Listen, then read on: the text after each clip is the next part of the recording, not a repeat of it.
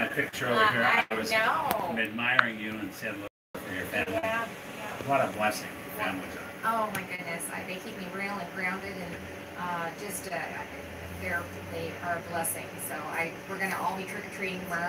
Kevin and I are gonna get together with all 10 of them. We go to the daughter's house that lives in Waukee, and they kind of move out from there. But I said in the last commercial I did, and it's honestly very true. It's been a great training for being governor, being a grandma of 10 grandchildren. So very blessed. So the first dude goes trick or treating, does he? Well, sometimes Kevin and I stay at home with the little ones, and then the parents get to take the kids out. So he's staying on the RV, but he's with me today. So we're doing the Keep Iowa Moving tour. We've been to, I think, 28 stops already, communities all across the state, and we're going to keep doing that right through the finish line. We want to get in front of as many Iowans as we can and just say thank you for the opportunity to serve, and we want to keep Iowa moving. You have an awful lot to be proud of. U.S. News and World Report ranks Iowa #1. I think you're aware of that.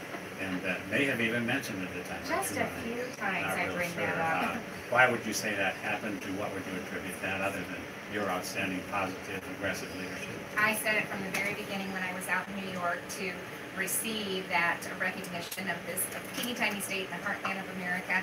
And I said, this is a recognition of our people. It's a recognition of our work ethic and our values, and of Iowans who are making a difference in every single corner of this state.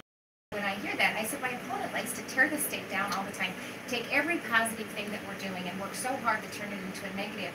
And this isn't about me, this is about creating an environment that really unleashes the abilities that Iowans have to make a difference. And that's who we are and what we're doing. And how amazing is it that we have somebody like U.S. News and World Report recognize Iowa for what's going on. Iowa's unemployment, you probably also noticed, is next to the lowest in the U.S. of A. Yeah. To what would you attribute that, and how proud of that are you? Well, same thing. As I travel the state and talk to job creators without fail, I always ask, how are things going? They say business has never been better. Really optimistic about growth, significant growth. They just need people. So we are reducing taxes. We have fair and predictable regulations that we put in place, and we're creating a pro-growth, pro-job business environment, and entrepreneurs and job creators are taking advantage of that. So if we can get, which we passed last legislative session, the Future Ready Iowa bill, which is a jobs training bill for Iowans, and it helps our young students see that there are a lot of different paths to great careers in our state and in our communities. So it helps build relationships and helps keep them home and helps get Iowans the skills to build jobs.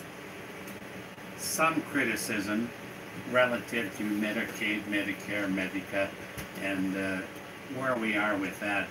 How would you address that? What's your answer to that? And is it even after they're gone? And that wasn't the case 2 years ago. That's why we moved to managed care, like 39 other states have done, and more and more to do that. They know the old system isn't sustainable. But as I was traveling the state and getting ready to be sworn in, it was pretty obvious that some things have been done wrong. So new leadership, new actuary, put the necessary funding into the system. It's based on 2 years of experience, so we now know what the cost is to provide these services. In addition to that, the rates that we certify takes into account the comprehensive mental health care reform that we passed last legislative session. And what I want providers to know, so our doctors and our nursing homes and individuals that are providing these services to Iowans, is that I'm no longer going to travel the state and hear that they're not being paid in a timely manner for the services that they're providing. And we put financial penalties in place with the contracts that we just renegotiated, that if they don't pay these providers in a timely manner, there's going to be financial consequences because of that. We all have a role to play, and our providers need to be paid in a timely manner. When the legislature comes back into session, your 2 or 3 top priorities or issues to take before them will be what? Well, first we need to make sure that we can put the money into Future Ready Iowa so we can do the last dollar scholars, the grant programs, the apprenticeship programs. So we've got the policy in place and we need to fund it, and it's critical. If we can get employers the employees that they need, this economy will explode. So that the Empower Rural Iowa. I'm in the southwest corner of the state, and I do know that there are 4 corners in Iowa, and we want every single community to be successful and growing. And so the Lieutenant Governor, Adam Gregg, is co-chairing that. They've been holding idea summits all across the state in regards to investing in rural Iowa. growing rural Iowa, the next generation of leaders, and connecting rural Iowa. So that's one of the areas we're going to work on too. And you were smart enough to select some good people from Southwest Iowa to assist with those, so we appreciate I know, that. we do. Yeah. We thank you for that. Mental health, what are your concerns and solutions for that? It's a pretty politically divisive environment that we live in Certainly right now. It's is. pretty ugly. You noticed that too? I have noticed that. Yeah, I don't read my Facebook comments anymore at all. But we do things a little bit different in Iowa. And I talked about the comprehensive mental health care reform that we passed last legislative session. It builds on the progress that we started in 2013. And it really identified that there were still barriers, and it those barriers with a group of stakeholders that reported back to us.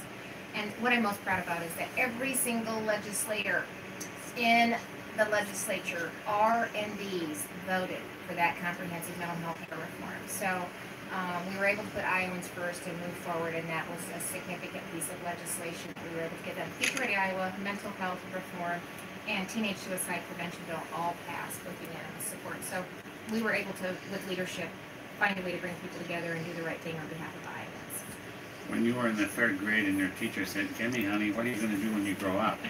You said, I wanted to be an educator, and actually that's what when I first went down to Maryville, that's what I was going to go into. Now, it took me 40 years to finally walk across the stage at Iowa State University at the age of 57, I think, in 2016 as the Lieutenant Governor of Iowa. So my message to everybody out there is it's never too late to chase your dream, and it's never too late to change careers. If you want to do something different, you have a passion for it, we want to help you do that. So go out there and chase it. "Did you do that on your 40th birthday then?" Yeah, I wish. That'd been better. Yeah, hardly. Be much Hardly. older than that, Yeah. I wouldn't think. I know you're on a really tight schedule this afternoon. I can't tell you how much I appreciate your stopping and giving us a chance to see and visit with you a little bit. And what would you like to say to our listeners before I let you move on to your next stop? Well, I want to say it's great to see you. I know I've talked to you on the phone, but it's so nice to be here in person and just say hi and see your family. I love what I'm doing. I'm a fifth-generation Iowan. Kevin and I chose to live, work, and raise our family in this state, and it is a state filled with opportunities. And I just want to get back to a state that's given a lot to my family and me.